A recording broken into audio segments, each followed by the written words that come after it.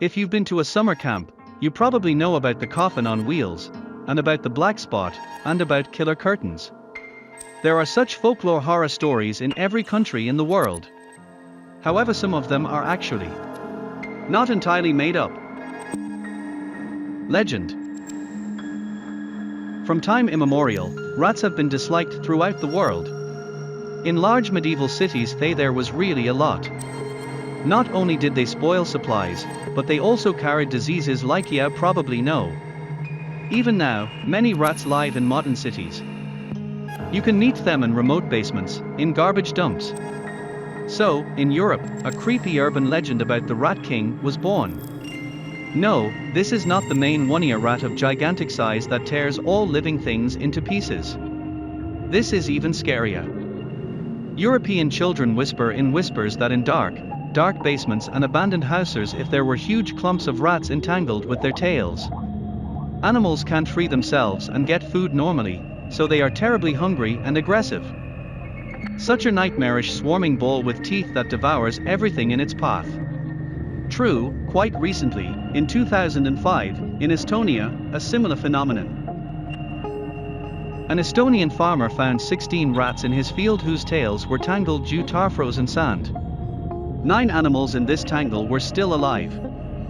After this, zoologists admitted that the urban legend of the Rat King is not fiction. This was the introduction. My name is Smith. John Smith. I'm already a little over 30. And I still remember with horror that happened to me when I was 10 years old. My parents bought a country house in the fall. The house is not big. It had several rooms, kitchen. From the kitchen you could go up to the attic. And the most interesting thing was the basement under the house. Big. The basement consisted of several rooms. On the very first day I went there for reconnaissance. To Melicht. The low lighting created an atmosphere of mystery. And I really wanted to solve this secret. It was a little scary. Weak light and silence discouraged the first desire to explore the entire basement. I went upstairs. I asked my father for permission to take a flashlight from the car. Father he allowed it, but advised me to be careful. It is unknown what the previous owners left downstairs. As soon as I opened the door to the basement again, I noticed a subtle, unpleasant smell. I didn't pay attention to the smell, he was so weak, but in vain. I went down the stairs and found himself in a large room. There was a staircase at the back. There were 3 doors to the left, straight and right. I decided to start examining the door on the left.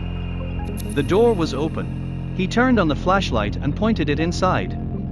The room had wide shelving for storing tools and a large rectangular table. It looks like this room was a workshop. The second room, the one directly from the stairs, was smaller. It was empty.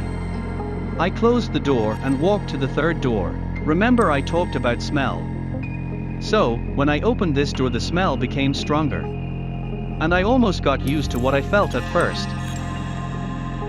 It was not pleasant and scary. In this room there were boxes with lids, various sticks and rags. Ropes and hoses hung from the ceiling, hanging on huge hooks. The shadows from the flashlight beam and equipment seemed like creepy monsters. But I still stepped into the room. Gardening tools were stored in the room. He went to the first box from the door and lifted the lid. Since the flashlight was pointed upward when I lifted the lid and I didn't see the contents of the box, an indescribable smell just stuck into my nose. No, not just a smell, a stench. This smell made my eyes darken. I took a step back, and the lid of the box remained open. The flashlight beam stuck into the contents. Time stopped. Although, probably, no more than 1 or 2 seconds passed. The Rat King was looking at me. Many paws, heads, open mouths with sharp teeth, tangled tails. Creepy, scary little eyes filled with rage. Then I heard a sound. This sound was like a hiss, a squeak, and a scream at the same time. The sound was loud. A huge ball of rats jumped out of the box in one movement and, as it seemed to me, rushed at me. Like a cork from a bottle, I flew out of the basement screaming wildly. I didn't remember how I climbed the stairs. The parents ran up.